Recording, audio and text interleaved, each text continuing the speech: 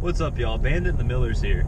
So a little bit different version of Taco Tuesday this week. We do have a little bit of truck news. I've been in the woods all week, so I'm a little bit ill prepared for this video, but we are going to be changing Chad's oil a little bit and walking you through some of the steps with that. So as far as automotive news this week, we did have the LA Auto Show, and a couple different things came out there. The most important, probably for the off-road community at least, is the Chevy Colorado Zr2. So as of right now, the highest trim level that you can get as far as off-road capability in a Colorado is the Z71 with the Trail Boss package, which is the same as the Trail Boss package on all of the GM products. And it basically adds kind of a bed rack with some sail panels, some more aggressive Duratrack tires instead of just the Goodyears that normally come on those trucks, and a couple little extra things. However, the ZR2 is going to be quite an upgrade from that. It's going to be offered in both the diesel and the gas motor that they have, and it's going to be quite a truck. However, absolutely. I think it's going to be pretty expensive. You have some of the pricing notes there. I do, yeah. So as far as the Z71 package for the Colorado goes, that comes in at about $35,000. And then when you upgrade to the Trail Boss package, you step yourself up to $42,300. And then for the Trail Boss with the diesel engine, you go even higher to $46,455, which is just, that's crazy. That's a lot of money. That's definitely a lot of money. And those are just the starting prices. You can go up a lot from there when you start adding options and everything else. However, with the ZR2, we know that's going to be the highest rated trim level. So it's going to have, basically, how I've read it at least, is pretty similar shocks, at least in architecture, to the ones that are on the Z28 Camaro, which is, you know, a pretty much a track beast, and is a pretty advanced car, or at least the underpinnings are, at least, and it should be pretty impressive. Another thing that really impressed me with that truck is the concept that they came out with, I guess it was about a year and a half ago now, is almost exactly like the truck that they're producing, which is absolutely awesome. You know, that truck had a spare tire carrier in the bed, and with Chevy's gear on options, you can actually get that spare tire carrier in the bed on the ZR2. So a really, really neat truck there.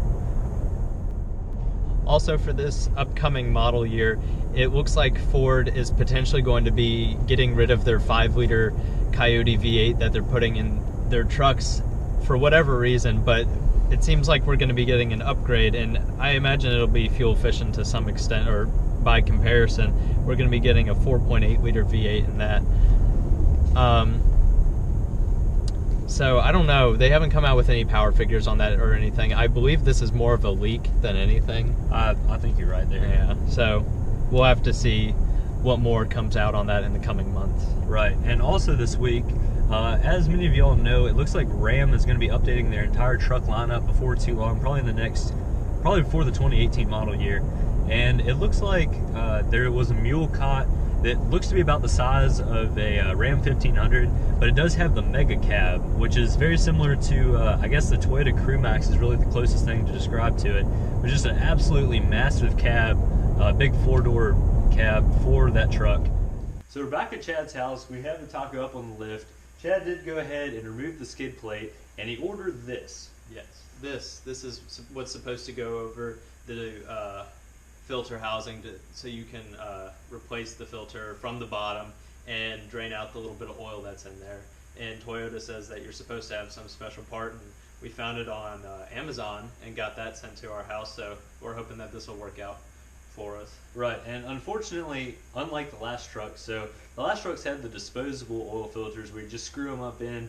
This one is just the canister style, kind of the old school style, where you just replace the internals. So it does seem like we're going back a little bit in terms of technology, but Toyota deemed this was better, obviously, and switched back to this. So we're going to go ahead and change the oil here, and we'll see how everything goes. Here is the bottom of your oil filter canister. What Toyota recommends is you go ahead and loosen this bottom part here and let the oil drain out of your oil filter here. Then you can go ahead and remove the entire filter and let all that drain out. Oh, you got a fancy tool? When you get the oil filter, like this goes up in there to help drain it. So we'll take that out and stick that up in. Alright. Nothing will come out when you unscrew that part. Well, you know. I'm surprised, honestly. How long? There it is. You just gotta push a little bit harder. It honestly helps it drain out quite a bit better. It does. You're probably just pushing up on a little, like that spring valve in there.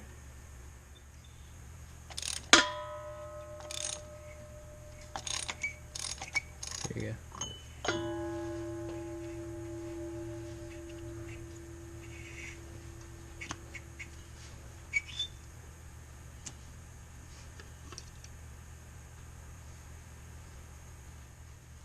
Debris. Here we go.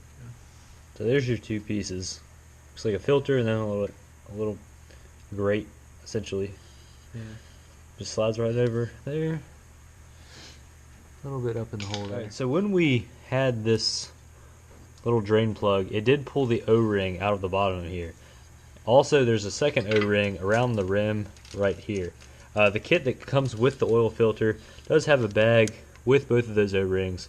And we're just going to replace all of that and then reinstall this in the truck. Alright. You can leave it on. This O-ring. So you got the big one off. Yeah. You might have to. Well, it'll get some oil on it. You probably want some oil on it. Yeah. Dip my finger in.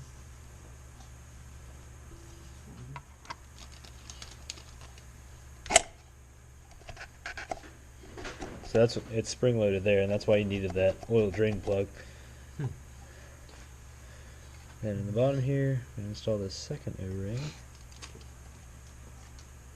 Maybe. Alright. And back up in the hole she goes.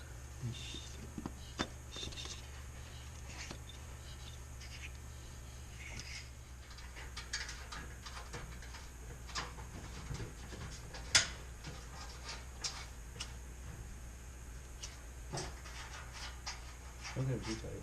Someone could be able to move mine around. My hands are too slick to get going any farther. That's fine. And with the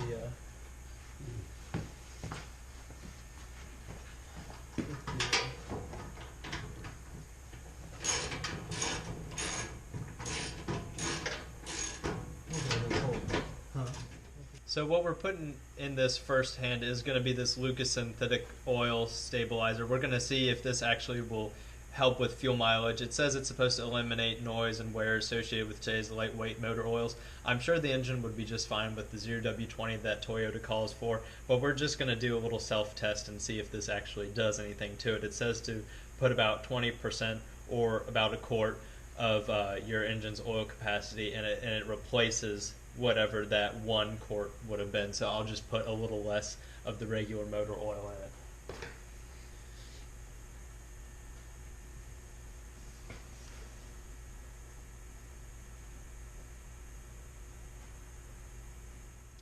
So the motor oil that Toyota calls for is Zr2, and I'm doing the Pennzoil Platinum Full Synthetic Pure Plus technology brand, and this stuff is supposedly really good.